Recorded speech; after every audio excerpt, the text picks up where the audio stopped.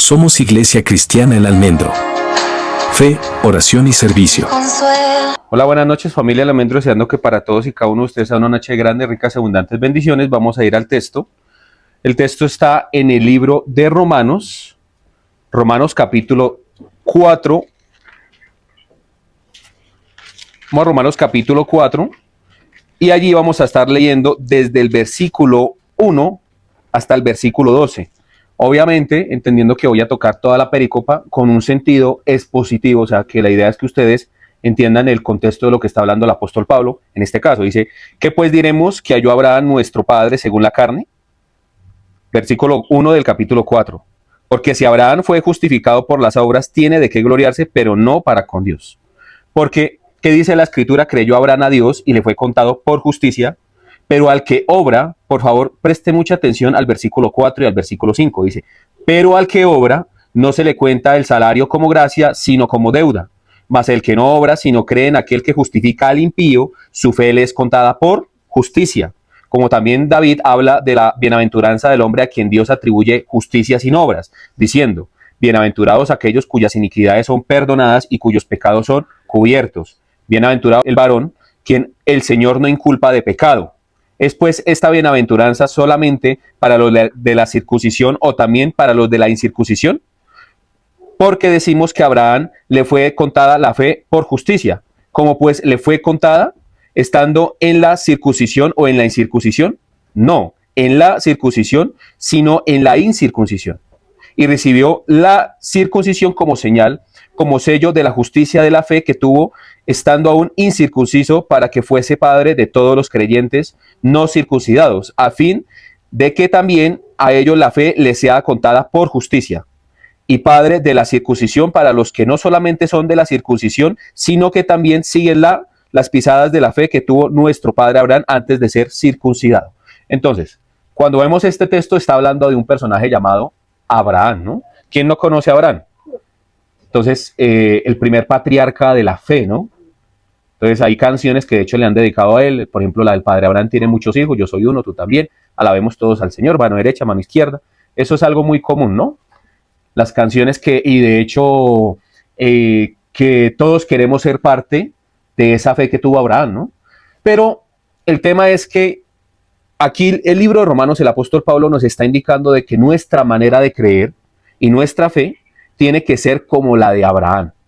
O sea, que el sentido de la fe en la vida de creencia tiene que ver mucho con la fe o la promesa que se le dio a Abraham. ¿Cuál fue la promesa que se le dio a Abraham? Que a través de él sería padre de multitudes, ¿no? Y toda aquella persona que es añadida al árbol correcto, que es Jesucristo, es por consiguiente coheredero de las promesas abránicas, en donde definitivamente nosotros somos bendecidos a través de esa promesa que Dios le hizo a Abraham. Que en el nombre de él, a través de la simiente de él, serían bendecidas todas las familias de la tierra. Amén.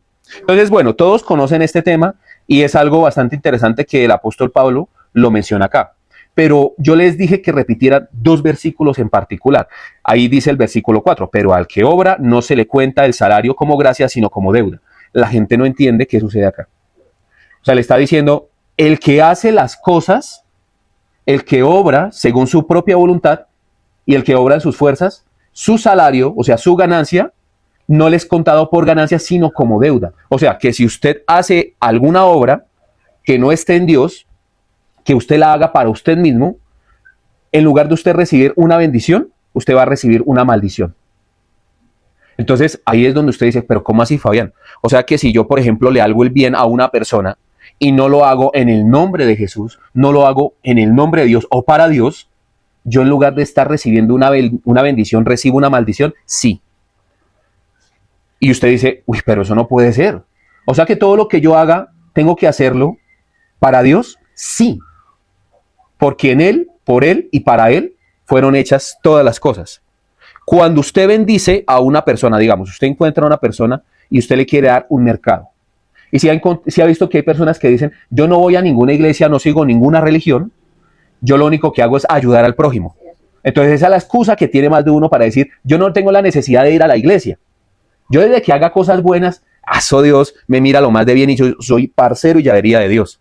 Aquí está diciendo, no, el que no hace las cosas en mí, sino que obra para Él mismo, yo le voy a contar eso que usted está dando, no como algún favor o como algo bueno, sino que usted ahora me va a deber a mí.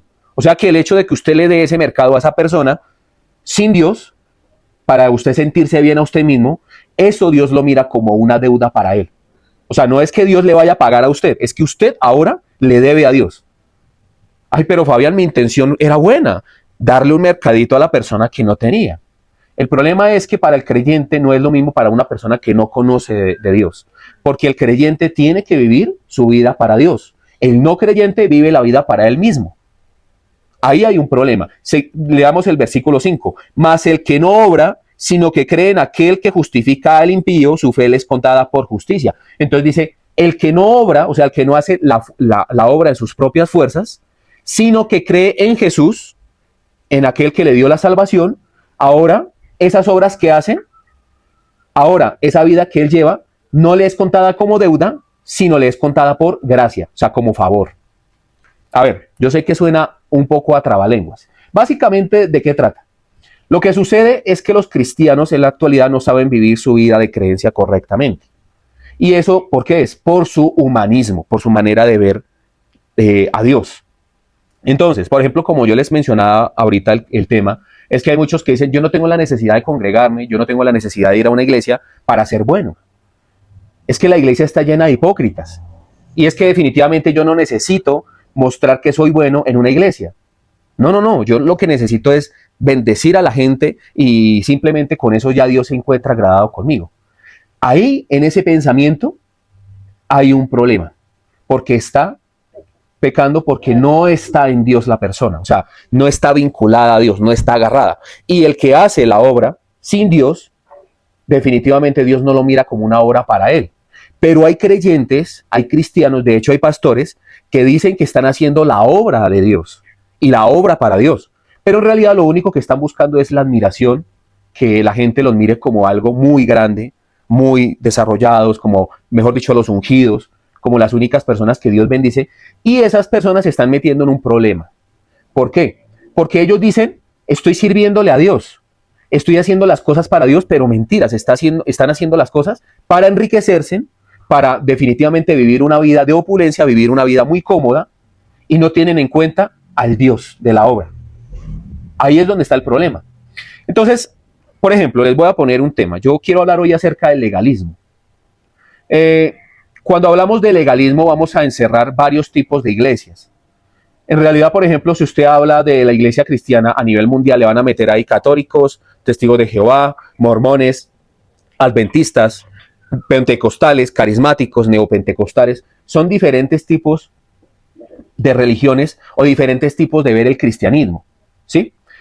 Ahorita habían unos jóvenes y yo les estaba tratando de explicar la importancia de leer la escritura y de entender el mensaje correctamente. A ver, por ejemplo, cuando yo le digo a usted que tiene que cumplir la ley de Dios, entonces ustedes van a pensar en los 10 mandamientos, ¿cierto? Les voy a hacer a usted la pregunta aquí en este caso. ¿Quién se sabe los 10 mandamientos de las personas que están acá? ¿Quién se lo sabe? ¿Nadie? Ese es uno. Santificar las fiestas. Amarás al Señor tu Dios por sobre todas tus cosas. ¿Cómo? No matarás, no robar, no desear la mujer del prójimo. Entonces, notan una cosa, ninguno de ustedes se lo sabe, los 10 completamente. ¿Sí o no? Ahora, bueno, les hago otra pregunta. ¿Ustedes saben los dos principales mandamientos que el Señor Jesús le hicieron la pregunta, Señor, ¿en qué se puede resumir toda la ley y los profetas? Entonces él dio 2 mandamientos. ¿Quién se los sabe? Amarás al Señor tu Dios sobre todas las cosas, con todas tus fuerzas, con toda tu mente y toda tu alma. Y el segundo es similar al primero, amarás a tu prójimo como a ti mismo. Muy bien, pero la mayoría no se lo sabe bien. Es amarás al Señor tu Dios con toda tu alma, con toda tu mente y con todas tus fuerzas. Y el segundo es similar al primero, o es igual, o es semejante, amarás a tu prójimo como a ti mismo. Ahora, si yo les digo que la ley de Dios tiene 613 códigos, 613 mandamientos, y que la mitad de esos mandamientos son de orden sacerdotal, los otros son para la vida en comunidad, ¿ustedes se lo saben? Entonces, ahí es donde ahí hay un problema. Porque usted, ¿cómo puede cumplir una ley sin sabérsela? Entonces yo le ponía ahorita un ejemplo al muchacho que estaba acá, yo le decía, hombre, mire, el hecho de que usted no se sepa la ley no lo hace exento de cumplirla. Entonces yo le decía, usted compró una moto y se montó sobre un andén. Eso está prohibido aquí frente al Ministerio de Transporte. Y el policía lo paró y le dijo, oiga, joven, ¿usted para dónde va? Hágame un favor, déjeme la motico ahí, le voy a meter un comparendo, le voy a hacer un comparendo por infringir tal norma, porque usted no puede estar aquí por encima de la acera. El muchacho le dice al policía de tránsito, pero señor oficial, es que yo no sabía que estaba cometiendo la falla. El policía le va a decir, a mí me da mucha pena con usted, joven, pero el hecho de que usted no la sepa no significa de que no la tiene que cumplir o no lo hace exento de cumplirla por ignorancia. Déjeme la motico ahí, que me la va a llevar para patios y usted tiene que pagar esta o este comparendo, ¿sí o no? Entonces, lo mismo, en la ley de Dios usted tiene que cumplir los 613 códigos o si no, usted va a llevar una reprimenda. Entonces usted dice, ¿cómo así? O sea, yo tengo que cumplir toda la ley de Dios. Ahí es donde hay un problema. ¿Quién puede cumplir la ley de Dios? Si no se conocen los mandamientos, ¿cómo lo van a poder cumplir?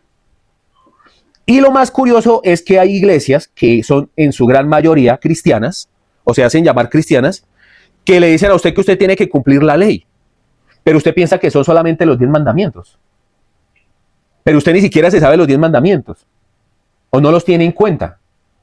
¿Sí o no? O sea, mire, esto es un problema de fe. Porque si usted creyera que existe Dios, y si usted sabe que está ofendiendo a Dios, y usted sabe que Él existe, y que usted puede recibir un castigo por desobedecer a Dios, usted se aprende las normas. ¿Sí o no?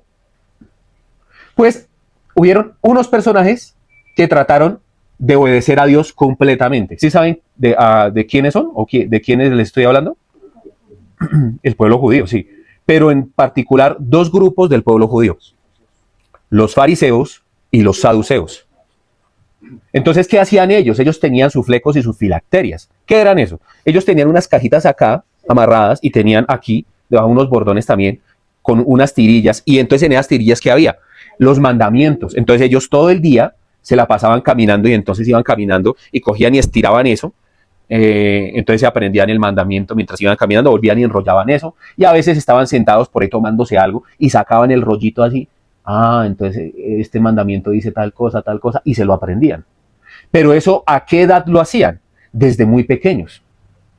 De hecho, a los 12 años, ellos tienen unas celebraciones en donde al niño, por citar parte del Antiguo Testamento, los demás judíos se reúnen y le dan ganado, les dan piedras preciosas, les dan presentes, o sea, entre ellos mismos, por eso es que el judío es tan próspero, se premian por aprender la Torá, la ley.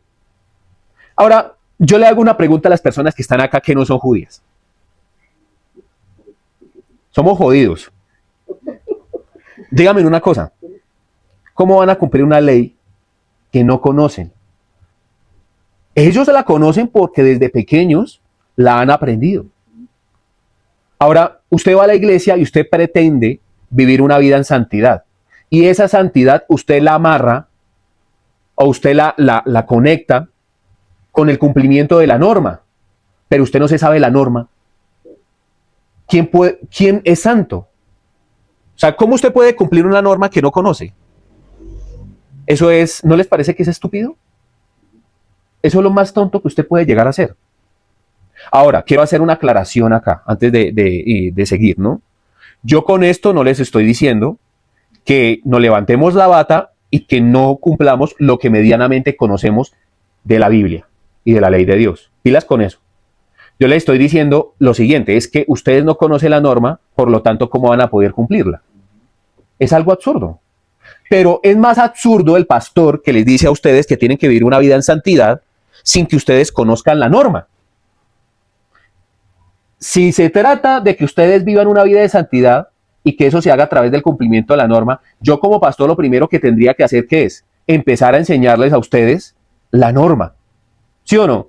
Entonces yo empezaría a ustedes a repartirles folletos, empezaría a ustedes a ponerles tarea diariamente. Si me aprende el libro de Levítico, que es donde reposa gran parte de las normas, y me hace el favor y se me aprende tantos mandamientos diarios, Y me hacen el favor, oiga, la idea de los escribas y de los saduceos no está mal. Me hacen el favor y se hacen unas cajitas y las transporta para todo lado y empiezan a aprenderse la norma. ¿Qué pastor hace eso en la actualidad? Ninguno.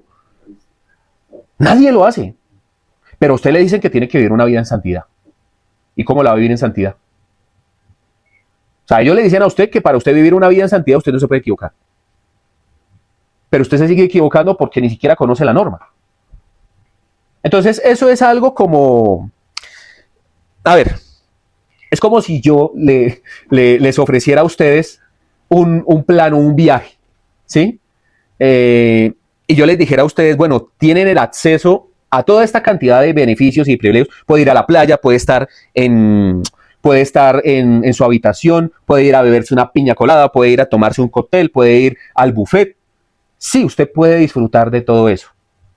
Pero usted puede disfrutarlo solamente si usted me cita a mí toda la ley. Y si usted cumple con todos mis requisitos. Entonces usted me va a decir a mí, o sea que para yo poder disfrutar de este maravilloso viaje que usted me está dando gratis, yo tengo que cumplir con todos sus requisitos. Sí, yo le voy a decir sí. ¿Y cuáles son sus requisitos, Pastor Fabián? Bueno, son alrededor de 613. Les voy a dejar un libro. Y en ese libro están reposados esos 613 códigos.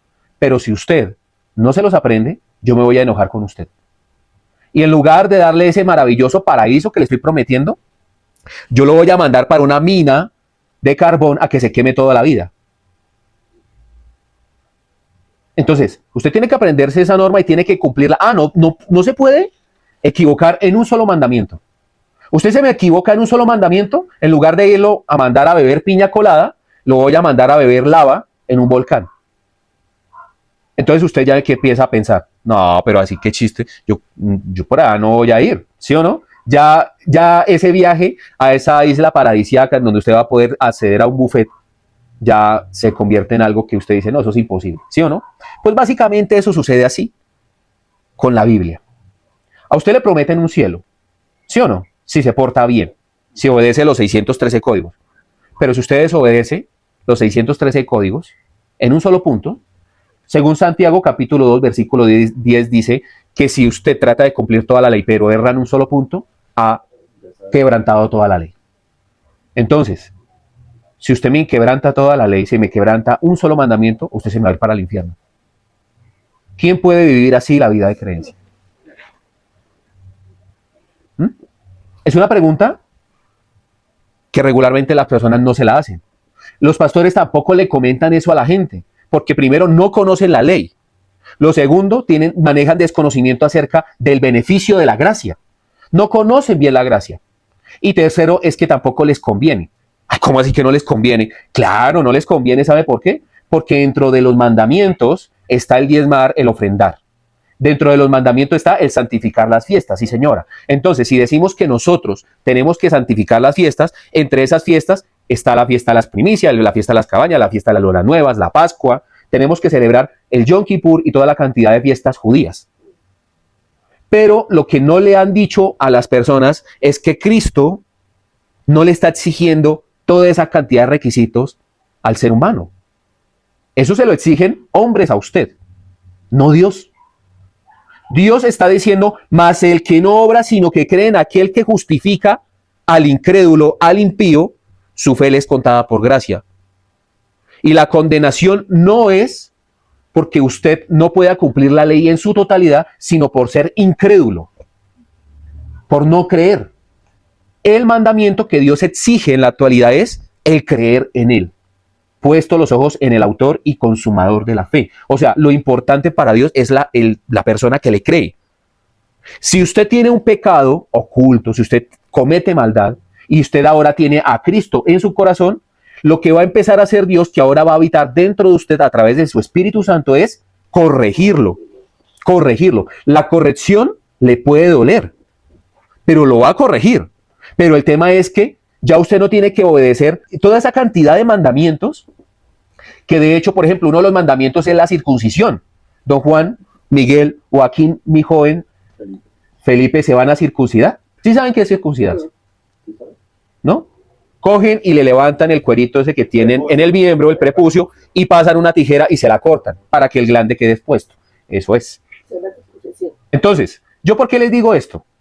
Porque aquí está hablando de la circuncisión de Abraham, pero está diciendo algo que a usted le debe interesar, que la promesa dada a Abraham fue antes de la circuncisión, para que aquellas personas que no son judías, que no son hebreas, fueran justificadas solamente por la fe. Entonces, las iglesias legalistas le piden a usted que usted cumpla toda la ley, pero Cristo en su gracia le pide a usted, crea en mí, y yo en usted voy a hacer el cambio. Es muy diferente, porque si usted va a una iglesia legalista le van a empezar a poner normas por todo. Le van a prohibir, por ejemplo, la iglesia adventista le prohíbe a usted comer cerdo, le prohíbe a usted tomar determinadas bebidas. Los mormones también le impiden eso. Testigos de Jehová también le impide a usted el acceder a ese tipo de cosas.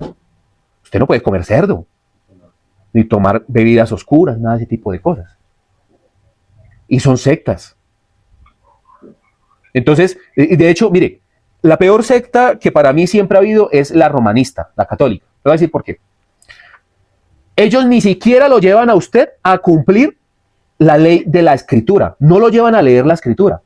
Pero ellos montan un catecismo. Ellos montan otros libros por encima de la palabra, que son mandamientos de hombres, y montan la tradición. Y para ellos es más importante que usted obedezca al Papa y a la tradición que inclusive la misma escritura. Y la gente está bien con eso. Yo soy católico, apostólico y romántico, pero ni siquiera me congrego. No leo la palabra y no trato de obedecerle a Dios. Y vuelvo, le digo yo, la predicación no se trata de que usted debe dejar de cumplir la ley. No. La predicación se basa, esta predicación se basa es en la manera correcta en la que usted puede cumplir el mandamiento. Vamos a Juan capítulo 14, que para mí este es uno de los principales versículos que debe tener todo creyente. ¿Por qué? Mire lo que dice. Dice, si me amáis, guardad mis mandamientos. Juan capítulo 14, versículo 15. Dice, si me amáis, guardad mis mandamientos. Y yo rogaré al Padre y os dará otro consolador para que esté con vosotros para siempre. El Espíritu de verdad, al cual el mundo no puede recibir porque no le ve ni le conoce. Pero vosotros le conocéis porque mora con vosotros y estará en vosotros. Entonces, mire lo que dice acá. Si me amáis, guardad mis mandamientos. Yo la semana pasada estoy explicando la epístola de Santiago. Y Santiago hablaba de que la fe sin obras es muerta. O sea, si usted es cristiano, pórtese como cristiano. Sea hacedor de la palabra, no solamente oidor. Aquí le está diciendo el Señor Jesús, si usted me ama, si yo estoy dentro de usted, de su corazón, porque ¿cómo uno ama a otro ser? Cuando uno está dentro de, cuando esa persona está dentro de uno, ¿no? ¿Sí o no? Entonces, lo que está diciendo el Señor Jesús, parafraseándolo, es lo siguiente. Si yo estoy dentro de usted, obedezca mi norma. Esfuércese por conocer mi voluntad. O sea que sí usted tiene que leer la Biblia y sí usted tiene que conocer la voluntad de Dios. O sea que usted debe conocer los 10 mandamientos. Claro que sí. O sea que usted tiene que conocer gran parte de los mandamientos del Antiguo Testamento. Claro que sí. Hay algunos mandamientos que definitivamente usted ya los cumple con el solo hecho de creer en Jesús. Por ejemplo, ¿qué simbolizaba la circuncisión? La circuncisión era un sello, era algo que mostraba. Les voy a decir qué era la circuncisión, es algo muy bonito. A mí me encanta explicar el tema de la circuncisión, les voy a explicar por qué. Porque las personas no entienden la circuncisión. La circuncisión, por ejemplo, el pueblo hebreo lo toma como algo muy de ellos, como algo religioso. Pero mire, el Señor le dice a Abraham lo siguiente. Le dice, un pacto, una señal que yo voy a hacer con usted de que mi promesa se va a cumplir en usted y de que yo a usted le voy a dar un hijo, aún usted siendo un viejito estéril y su esposa siendo una viejita estéril, es que usted de aquí en adelante va a tener que hacerme un favor. Usted va a mandarse o se va a circuncidar, se va a cortar la carne del pene del prepucio y el glande va a quedar expuesto. Entonces las personas dicen, oiga, pero ¿eso qué sentido tiene? Además de doloroso, ¿qué sentido tiene eso? Pues bueno, lo que pasa es que Abraham era un hombre muy viejito. Y Sara también era muy viejita. De hecho, a ella ya le había menguado la costumbre, o sea, la menstruación, que ese es el mecanismo que tiene naturalmente una mujer para estar limpiando seguido, por ejemplo, su útero, es que es, ¿no? ¿Sí? Y a través de eso, ella puede quedar nuevamente fértil para tener, por ejemplo, un hijo. Entonces, a ella ya le había menguado completamente esa costumbre. Entonces, dos viejitos. Y Abraham dice, bueno, si voy a tener un hijo y si Dios me prometió un hijo, pues me toca entrarle, o sea, me toca coger y tener relaciones con mi esposa. Así ella esté viejita y así definitivamente, o sea, yo tengo que creerle a ese Dios que se me apareció y me dijo que me iba a ser padre de multitudes. No hay cómo, pero si Él es el Dios creador de todo, Él lo puede hacer. Entonces estaba Sara desnuda y él estaba desnudo. Si él se pone a fijarse en la edad de su esposa, en la edad de él y en los viejitos y arrugaditos que estaban, pues definitivamente no hay fe, no pueden engendrar hijos. Entonces, pero Dios le mandó a que se cortara el prepucio del pene. Entonces, a pesar de que él ya estaba viejita y él estaba viejito, él miraba su prepucio, que no estaba, o sea, miraba su pene, y en ese momento se acordaba de la promesa. No, Dios me prometió un hijo. Entonces, se acordaba, era el momento de verse su parte íntima. Entonces, eso motivaba su fe de poder estar con su esposa. ¿Ya me explico? Ese es el simbolismo de la circuncisión. La señal de la promesa. Entonces, él cada vez que iba a estar con su esposa, porque ¿cómo se hacen los hijos? Pues teniendo relaciones.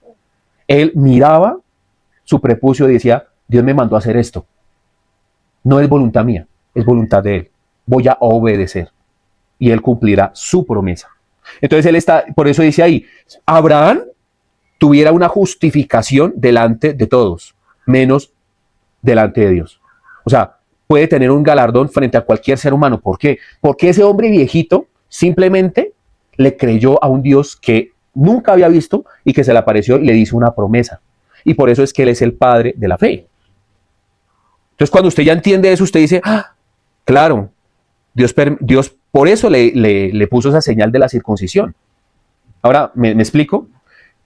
Muy contrario a la obra del hombre, porque Abraham trató de hacer una obra y que hasta el sol de hoy le ha costado caro a la humanidad esa obra que hizo Abraham. Pues bien, como Sara ya estaba viejita, ella dijo, no, yo definitivamente no puedo tener hijos. Entonces, ¿qué hizo Sara? Dijo, pues mi esclava, que era Agar, ella sí está joven y le puede dar hijos a mi esposo. Y se la entregó. La esclava era simplemente un mueble más para ellos. Y se la entregó a Abraham y Abraham la embarazó. Producto de ese embarazo viene el llamado Ismael.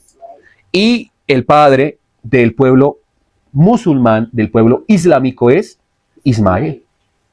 Y hasta el sol de hoy, Ismael se la pasa enfrentándose con Isaac. Y de ahí viene esa lucha que nosotros vemos en las noticias y en el Medio Oriente. Por ese errorcito, por tratar de ganarle a Dios. Entonces se da cuenta de que el que obra en sus propias fuerzas se está metiendo en un problema y se vuelve deudor de Dios. Porque Abraham no debió haber hecho eso, Sara tampoco. ¿Pero por qué lo hicieron? Por la falta de fe, por no creer. Entonces en ese momento, pues imagínese lo que están pagando hasta el día de hoy. Ahora, una persona que trata de vivir la vida cristiana en sus propias fuerzas, decir que es muy bueno, que es muy santo y de que no comete errores y se muestra delante de las demás personas como una persona impoluta, santa, que no comete ningún error y le dice a las personas y muestra como esa apariencia de que definitivamente es bueno, de esas personas hay que tener un cuidado tenaz. Hay un dicho muy popular que dice, Dios líbrame de hombre sonso y mujer caritapa. Sí, o sea, de esos hombres que se ven como muy buenos, de esos hay que tener un cuidado tenaz. De esos que le dicen a usted que son santos, que no cometen errores.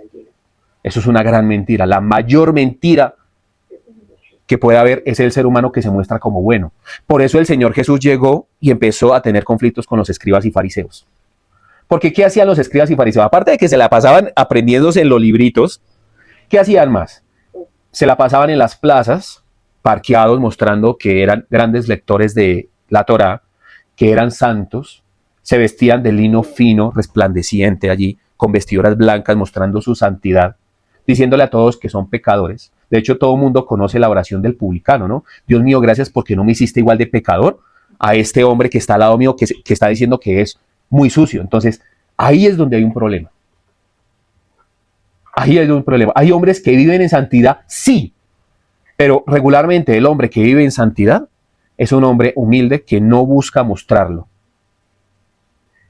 Es un hombre que definitivamente entiende que vive en santidad porque Dios le permite vivir en santidad. Pero usted lo que mira ahorita en las iglesias, en las mega iglesias, son hombres que dicen que tienen la unción, que son muy poderosos, que definitivamente son los únicos que tienen comunión con Dios y hacen sentir a los demás creyentes como si fueran inferiores. Y déjenme decirles algo, cuando el Espíritu Santo se derramó sobre todas las personas en el Pentecostés, Él no dijo, este es más santo, este es menos santo, este tiene más apariencia de piedad, este no la tiene. No, simplemente dice que cuando llegó hubo un gran estruendo y fueron llenos del Espíritu Santo. No habían escalafones, no habían hombres más grandes que otros. De hecho, en algunas ocasiones a los apóstoles intentaban arrodillársele las personas y ellos decían, no, no, Señor, a mí no se me arrodilla. En la actualidad, los pastores les encanta tener feligreses arrodillados a ellos. Y eso es un pecado terrible. Es un pecado horrible. En los postreros tiempos le van a decir, Señor, Señor, en tu nombre hicimos esto, en tu nombre echamos fuera demonios, en tu nombre hicimos sanidades, en tu nombre. O sea, eran creyentes, pero el Señor les va a decir, no los conozco, alejados de mí. Escuchen muy bien, alejados de mí, hacedores de maldad. O sea que esas personas, a pesar de que hacían milagros en el cristianismo, a pesar de que sacaban fuera demonios, estaban haciendo la obra para ellos mismos. Alejados de mí, hacedores de maldad, porque yo a ustedes nunca los conocí. Entonces hay que tener cuidado con a quién usted escucha.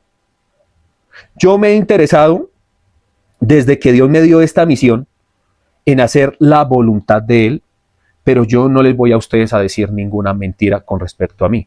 En mí ustedes no pueden confiar. En ningún hombre ustedes pueden confiar. El único merecedor de su confianza es Dios. Yo soy un simple mortal, un hombre. Me he equivocado miles de veces. ¿Me voy a seguir equivocando? Sí. Esta es la realidad. Pero yo tengo algo muy en claro. Yo no confío tampoco en mí mismo. Entonces, si yo no confío en mí mismo, ustedes, ¿qué hacen confiando en mí? No confíen. Cada vez que yo predique, usted tiene que llevar su Biblia y comparar lo que yo estoy diciendo con la Escritura. Porque la autoridad del pastor no es el pastor. La autoridad del pastor es la Biblia. Entonces, si lo que está diciendo el pastor va conforme a la Biblia y es coherente con el Evangelio de Cristo, a ese pastor escuche. Pero mi querido hermano, mire, tenemos una plaga en la actualidad regada por todo el cuerpo de Cristo. Ahí voy a meter el Evangelio de la Prosperidad, el neopentecostalismo y las diferentes sectas que hay a nivel mundial. Son un cáncer para el Evangelio. Esas iglesias, Avivamiento, Manantial de Vida Eterna, en la iglesia del Millón de Almas, la iglesia adventista. Usted mira esas iglesias y son, mire, de verdad, son una cadena de seres y de personas amadoras de sí mismos. Están interesados solamente en lo económico. No les importa las almas, no les importan las personas. Y la gente les cree allí, están con ellos por un tiempo y se meten en las actividades de ellos y después salen lastimadas. Pero si me escuchan a mí, que de hecho yo tengo otro canal que los invito a que lo vean, que se llama Fabián Mejía Oficial, Palabra y Verdad, allí yo a veces expongo esas mentiras y las personas terminan atacándome y de hecho me han dicho, baje ese contenido, porque si usted no baja ese contenido en menos de 24 horas, mejor dicho, le va a caer a usted la ruina y una cantidad de cosas. Pues mire, me lo han dicho cualquier cantidad de veces y a mí no me ha pasado absolutamente nada. Por la misericordia de Dios estoy bien. Y es de todos los países. Me ha escrito gente de Estados Unidos defendiendo a Guillermo Maldonado. Hágame el favor. Me han escrito cualquier cantidad de personas porque no le toque a su Dios, a su pastorcito mentiroso. No, hay que dejar de endiosar a hombres. Ningún hombre es digno de su fe ni de su confianza. El único digno de su fe y de su confianza se llama Jesucristo. A Él seguid, a mí no me sigan, a Él lo deben de seguir. Mira, a mí me dicen, usted es el peor cristiano del mundo. Hay gente que me lo ha dicho. No le he hecho nada malo, pero se basan en mi pasado y yo digo, sí. Y si usted en algún momento puede llegar a ver algo bueno en mí, no soy yo, es Cristo. Porque el día que yo crea que yo soy el que estoy haciendo la obra en mí, ese día usted debe orar por mí porque la verdad mi alma se estaría condenando. Y Dios me va a corregir el día que yo piense que yo hago las cosas para mí. Yo, por ejemplo, mire, yo he tenido gente que ha pasado aquí por este ministerio, por lo que estamos haciendo acá, y regularmente las personas esperan que yo les transforme la vida, les cambie, que haga el trabajo por ellos. Yo no puedo hacer ese trabajo por nadie. Vamos al Salmo 119 y ahí van a darse cuenta de algo maravilloso.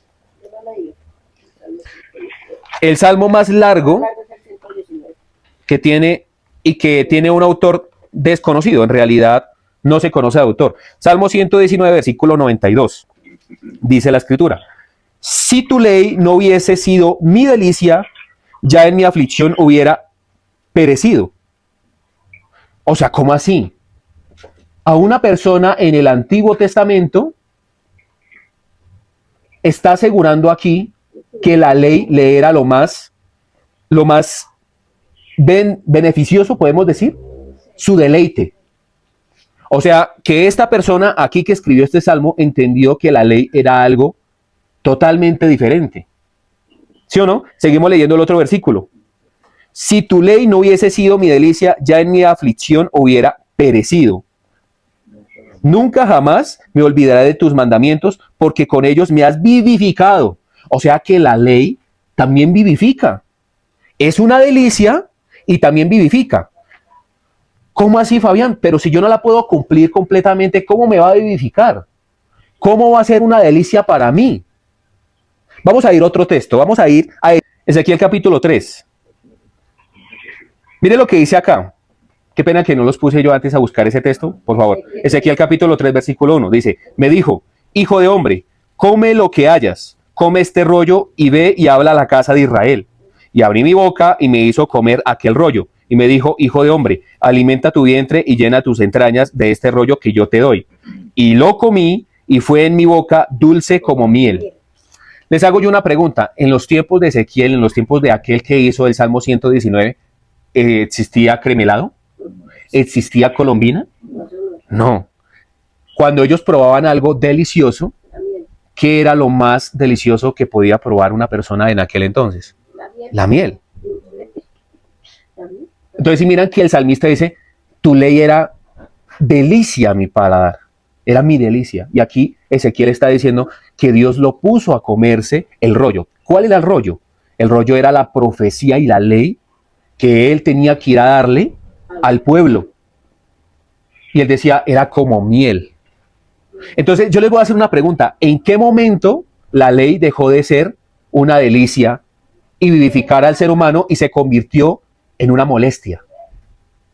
¿En qué momento pasó eso? ¿Qué sucedió? ¿Saben qué sucedió? Lo que sucedió en este momento y en este caso es que solamente una persona que ha sido llamada por Dios, como lo que podemos llamar, por ejemplo, Ezequiel, que fue un profeta, o el escritor del Salmo 119, que se lo atribuyen a David, pero también se lo atribuyen al rey Ezequías.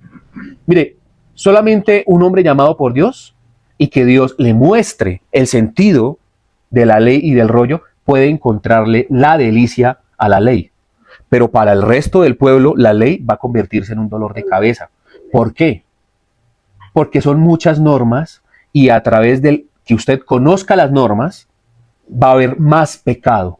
Porque por el conocimiento de la ley viene la ocasión del pecado.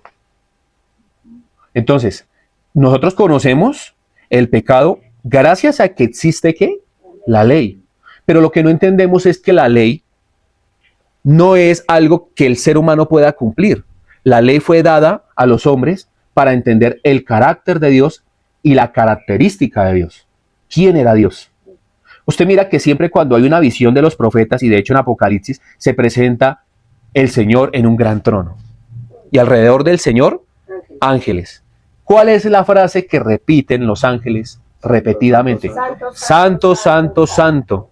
¿Por qué se repite siempre en todas las visiones de los profetas esa frase?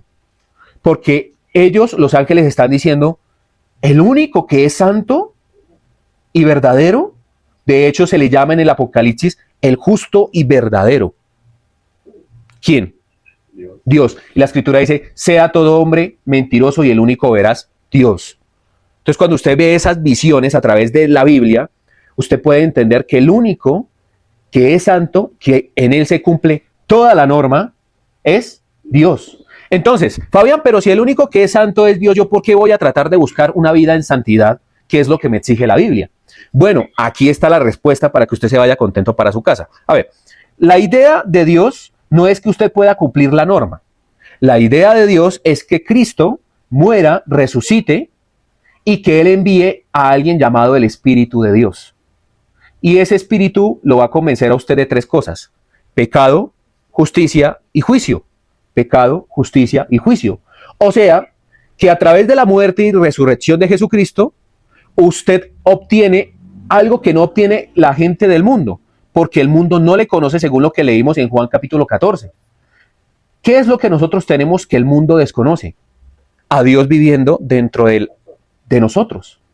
Por eso Él decía, les conviene que yo me vaya, porque si yo me voy, vendrá a vosotros el Consolador. Entonces, ¿cuál es el trabajo del Espíritu Santo? ¿Cuál es la obra de Él? Hacer que la ley sea una delicia y un deleite para ustedes, para nosotros. Que ya no obedezcamos la norma por una imposición, sino por amor. Entonces ya el Espíritu Santo viene y habita dentro de usted y a usted le van a hacer cumplir la norma. Ya en usted, por ejemplo, si usted robaba, ya no va a robar más. Si usted adulteraba, si usted fornicaba, si usted hacía algo indebido, el mismo Espíritu Santo va a empezar a limpiar su corazón. Amén. Sí, es para la gloria de Dios. Pero si usted trata de sacarse el robo, el adulterio, la fornicación, la maldad de su propio corazón en sus propias fuerzas, es inútil, porque le va a volver a reventar. ¿Y por qué le va a volver a reventar? Porque usted es un simple ser humano que sin la ayuda del Espíritu Santo, sin la ayuda de Dios, es imposible que usted pueda llevar el cumplimiento de la norma. Vamos a Jeremías capítulo 31. ¿Qué tal? Bien, ¿no? Bueno. Atrás de Ezequiel, ¿no? Jeremías capítulo 31, versículo 31. A mí me encanta este texto porque este texto habla de algo que hizo el pueblo de Israel, que gracias a eso que hizo el pueblo de Israel, nosotros tenemos un nuevo pacto. Vamos a leer. Versículo 31 del capítulo 31 de Jeremías. Dice, he aquí que vienen días, dice Jehová, en los cuales haré nuevo pacto con la casa de Israel y con la casa de Judá, no como el pacto que hice con sus padres el día que tomé su mano para sacarlos de la tierra de Egipto, porque ellos invalidaron mi pacto, aunque fui yo un marido para ellos, dice Jehová. Paren ahí. Entonces, cuando usted mira aquí, está diciendo, el pueblo de Israel invalidó mi pacto. ¿Cuál era el pacto dado en Egipto? Se rebelaron. ¿Cuál era el pacto? Ellos en el exilio, cuando salieron de Egipto, a Moisés le fueron entregados las tablas de la ley cuando subió al Sinaí. Ese es el antiguo pacto, que está en Éxodo capítulo 19 y 20. Entonces, en ese pacto, ellos tenían que ser un pueblo santo de reyes y sacerdotes para Dios y tenían que cumplir la ley a cabalidad, completamente. Ahí cuando usted, por ejemplo, lee Deuteronomio capítulo 28, ahí está el contrato de Dios, que de hecho yo tengo varios videos explicando acerca del contrato de Dios. El contrato de Dios es el siguiente: acontecerá que si oyeres atentamente la voz de Jehová tu Dios para orar y poner por obra todos los mandamientos que yo te prescribo hoy, vendrá sobre ti todas estas bendiciones y te alcanzarán. Bendito tu entrar, bendito tu salir, bendito el fruto de tu vientre, bendito el fruto de tu bestia, bendito tus ganados, bendita tu arteza de amasar. Entonces, desde cuando empieza Deuteronomio capítulo 28, desde el versículo 1 hasta el versículo 14, están las consecuencias de obedecer toda la ley, porque dice, acontecerá que si obedecieres todos los mandamientos que yo te prescribo hoy. Dice todos, no dice algunos, todos. Desde el 15 más o menos hasta el 64 están las consecuencias de la desobediencia. Usted dice, uy, ¿todos esos versículos? Sí. Entonces ahí dice, acontecerá que si no obedecieres la voz de Jehová tu Dios para orar y poner por obra todos los mandamientos que yo te prescribo hoy, vendrán sobre ti todas estas maldiciones y te alcanzarán. Maldito en tu entrar, maldito en tu salir. ¿Cuál es el problema acá? El problema acá está en que ningún ser humano pudo cumplir ese contrato. Por eso es que dice acá que ustedes invalidaron mi pacto. O sea, el pueblo de Israel se comprometió a unirse a la voz, a obedecer la norma. Le dijeron a Moisés, sí, vamos a obedecer a Dios. Pero la demora fue que Moisés diera la vuelta y ya tenían un becerro de oro. O sea, así somos nosotros los seres humanos. Es nuestra naturaleza. Entonces, cuando nosotros, por ejemplo, empezamos a ver acá, dice, yo a ustedes les voy a dar un nuevo pacto porque definitivamente ustedes incumplieron el pacto. Pero el hecho de que el pueblo de Israel haya incumplido el pacto no significa de que Dios vaya a incumplir su promesa.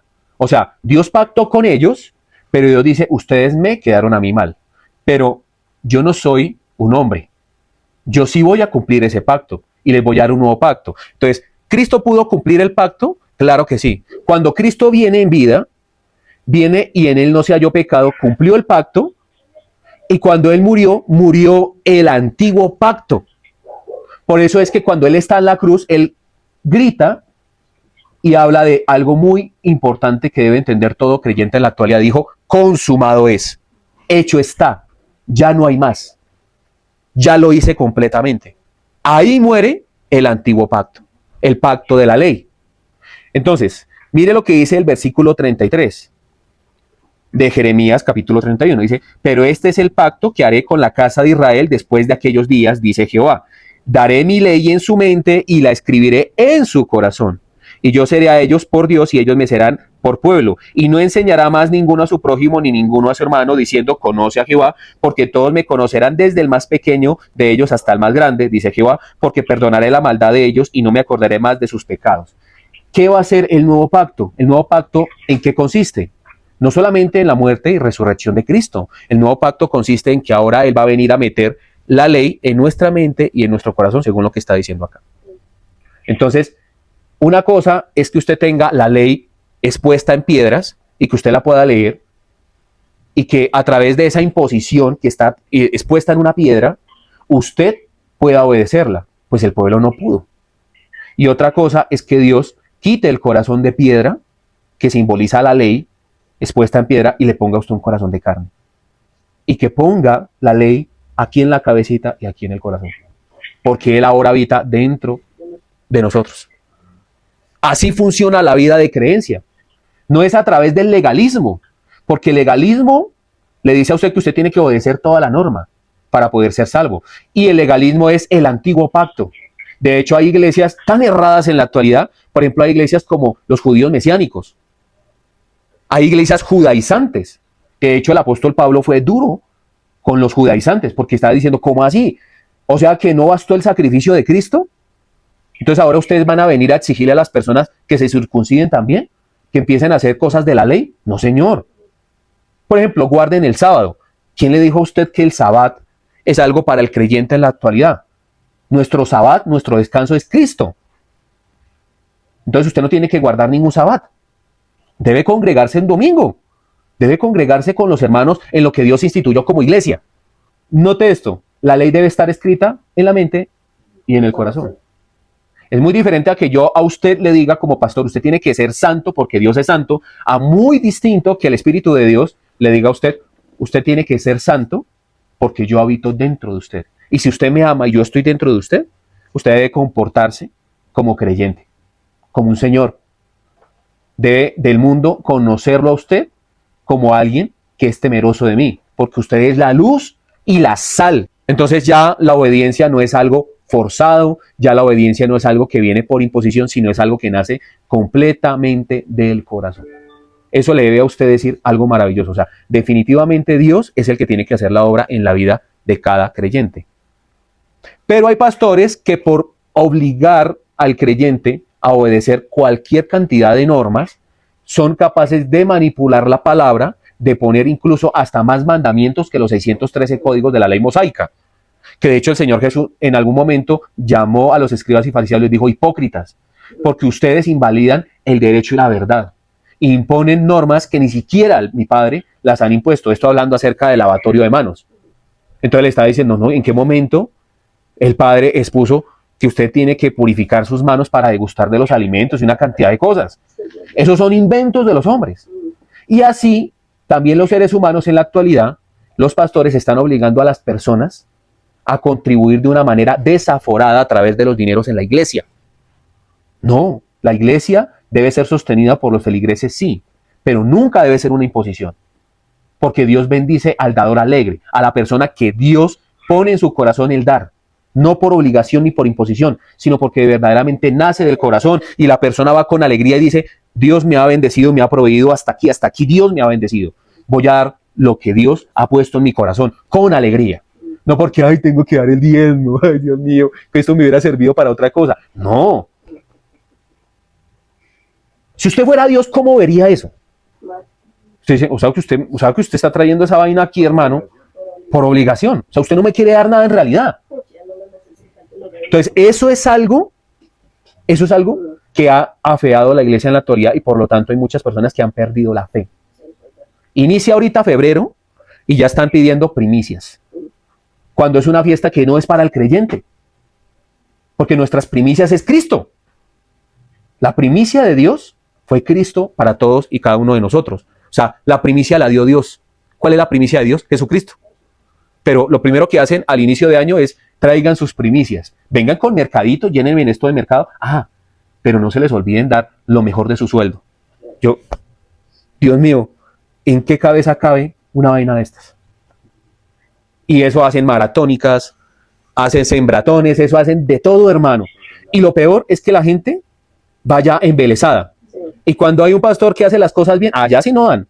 Pero, mejor dicho, cuando ven allá a un pastor que les están pidiendo para recibir el milagro, ahí sí, porque el pastor me está prometiendo un milagro. Por ejemplo, yo no soy ningún milagrero. Yo no jamás le voy a prometer a usted ningún milagro. Yo no puedo hacer milagros. Creo en los dones del Espíritu Santo y creo en milagros.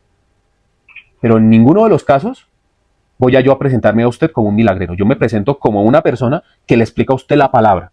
Y mire que la misma escritura dice que la palabra, que la explicación de la palabra y que la vida en la palabra vivifica los huesos. O sea, si usted depende de la palabra, la misma palabra tiene el poder para sanar su cuerpo. Eso dice la escritura. Porque es la palabra. No soy yo. Vamos por último a Romanos capítulo 3. Y allí en Romanos capítulo 3, que de hecho la otra semana voy a continuar con este estudio acerca de la norma, de la ley. ¿Por qué? Porque estamos hablando del estudio, de lo que estamos haciendo, de la comprensión del apóstol Pablo, de la ley y de la gracia. Pero para que usted pueda entender la gracia, debe primero comprender la ley. Porque entonces hay creyentes que en la actualidad no viven en la gracia, sino viven en desgracia. Y se alzan la bata. Entonces ya tampoco hacen lo que tienen que hacer, sino viven ahí, abiertos, haciendo y deshaciendo en este mundo, no teniendo en cuenta a Dios. Pero como Dios es lleno de amor y de gracia. Entonces, y de ahí nació una secta terrible que se llama Creciendo en Gracia, de este señor Jesús de Miranda, que decía que era Cristo hombre y que finalmente le resultó dando un cáncer estomacal y que producto de eso que le dio, pues murió. Pero bueno, él al último dijo, no, es que me voy a transformar. Entonces voy a sufrir una transformación. Se murió, se jeteó. Y lo más chistoso es que se murió él, se le dividió gran parte de la iglesia y resultó la mujer que antes decía que era la mamá de Dios y resultó en algún momento diciendo que era la mujer de Cristo. Después resultó diciendo que era Jesucristo. Entonces ahora se llama Cristo Lisbeth. Y hay unas canciones a esa mujer que yo apenas, y me rechinan a veces. Y yo escucho las canciones hacia esa mujer y creen que es Jesucristo.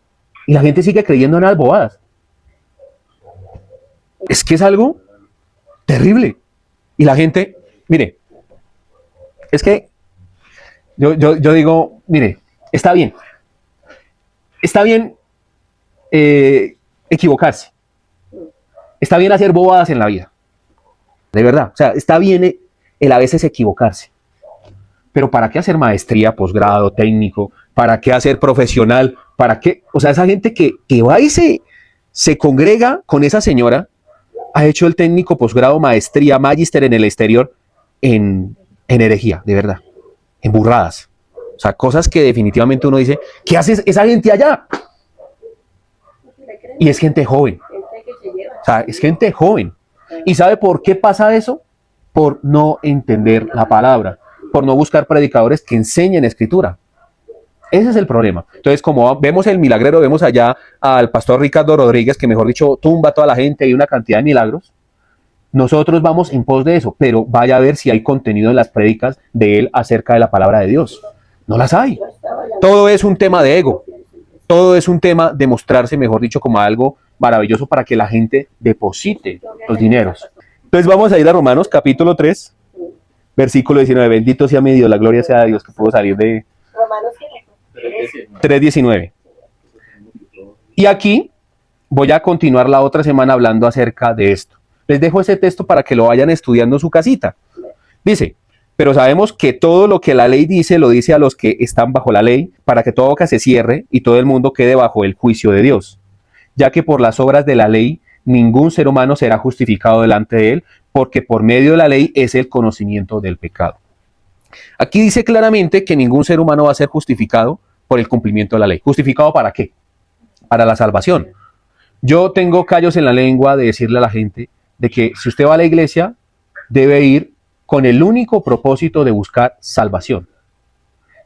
¿Usted para qué va a una iglesia? Pues para buscar salvación. ¿Para buscar amigos? ¿Para que sea un club social? ¿Para buscar dinero? ¿Para buscar pareja? No. Esas cosas son añadiduras. Usted va a buscar su salvación. Entonces aquí le está diciendo el apóstol Pablo que ninguna persona, por muy bien que se porte, va a ser justificado a través de ese comportamiento bueno, sino va a ser justificado a través del sacrificio de Cristo, que es la gracia. Por eso les digo yo a ustedes que para poder entender la gracia, usted tiene que entender la norma. Por eso un hombre tan importante para el evangelio, después de Cristo, llamado Pablo, ese hombre, cuando entendió la gracia, ese hombre definitivamente dijo, esta es la buena nueva de salvación. Este es el mensaje. Este es el gran mensaje. Dijo, no hay otro mensaje más grande que este. De hecho, si hay alguien que viene a ustedes a predicar una palabra diferente a este, sea considerada maldito. Pilas.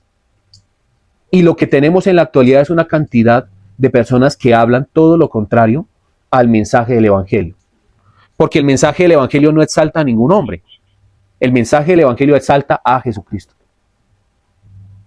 Cuando ustedes miren a pastores creyéndose en lo que no son, teniendo un alto concepto de sí mismo que no deberían de tener, a esas personas definitivamente ustedes tienen que bloquearla, que cerrarles, que definitivamente, dice la escritura en 1 Corintios, dice, con los tales ni aún comáis. O sea, cuando usted mire a un pastor que en lugar de corregirse, hacer las cosas correctamente, predicar lo que es, y que muchas veces tienen apariencia de creyentes, dice que con los tales ni aún comáis. Pero ¿por qué el apóstol Pablo va a ser tan extremista con aquellas personas que se equivocan con respecto al testamento? ¿Sabe por qué? Porque el apóstol Pablo conoce que cada una de las personas que estamos aquí, y las personas que habían en aquel entonces, en los tiempos del apóstol Pablo, somos frágiles aquí, en el oído. Y nos podemos desviar en un abrir y cerrar de ojos. Entonces está diciendo, si usted viene a una persona y le endulza el oído, usted se va a torcer. Y dice la escritura, con los tales ni aún comáis. Pero nosotros vivimos ahí, mejor dicho, disfrutando de esos pastores que le dicen a uno y le prometen a uno una cantidad de falacias y somos felices. Somos felices y de hecho queremos hacer parte de esa gran obra. Y no, eso levantamos allá las manos y eso allá salimos procesados. Y como vamos a salir en pantalla, lo que me preocupa a mí no es ni siquiera el tener una iglesia numerosa. A mí lo que me preocupa es que la enseñanza se haga correctamente. Porque mire qué sucede. Y con esto finalizo. Mire, ¿qué es lo que sucede con una cadena de comidas que en sus inicios hacen bien las cosas y dan un excelente producto de una manera orgánica? ¿Qué es lo que sucede? Que la gente va a ir a ese lugar y se va a acostumbrar a esa comida y le va a parecer deliciosa. Pero si yo empiezo a montar varios puntos, y si yo empiezo a montar, ¿cómo se llama eso? Franquicias, que es lo que hay ahorita en las iglesias, franquicias. Ese alimento se va a empezar a volver industrial. Entonces ahí ya no importa que sea orgánico el alimento, ni que sea bueno ni saludable. Ahí que va a importar las ventas, la platica. Entonces lo más importante, a mí no me preocupa eso, me preocupa es de que Dios me deje de enseñar a mí la escritura, de que yo pare de aprender y de que yo empiece a mirar esto como un negocio. Ahí ya me empiezo yo a preguntar. qué es mi profesión de fe y me empiezo a preocupar por verdaderamente si estoy haciendo lo correcto. Oren por mí. Oren por mí porque yo como hombre me puedo equivocar. Y este trabajo no es fácil. Pero vuelvo, le digo yo, o sea, yo me preocupo no por la cantidad, sino por la calidad. Eso es por lo que uno se debe preocupar. Amén. Entonces, espero que si les gustó esta predicación, le den like, compartan, suscríbanse. Somos Iglesia Cristiana El Almendro, Fe, Oración y Servicio. Les invitamos a nuestros nuevos canales, Palabra y Verdad. Allí puede encontrar usted cortos de estas predicaciones. También los invito a nuestro canal Fabián Mejía Oficial. Allí usted puede encontrar defensa en contra de la mala praxis del Evangelio y en contra de las malas enseñanzas de algunos apostólogos que están en la actualidad por ahí siendo muy nombrados o que son mercaderes de la fe. Bendiciones, Shalom. Te invitamos a que nos visites en nuestras redes sociales, comentes, compartas y dale me gusta. Nos encuentras en Facebook como Iglesia Cristiana El Almendro, Instagram El Almendro Iglesia, YouTube Iglesia Cristiana El Almendro y TikTok Iglesia El Almendro.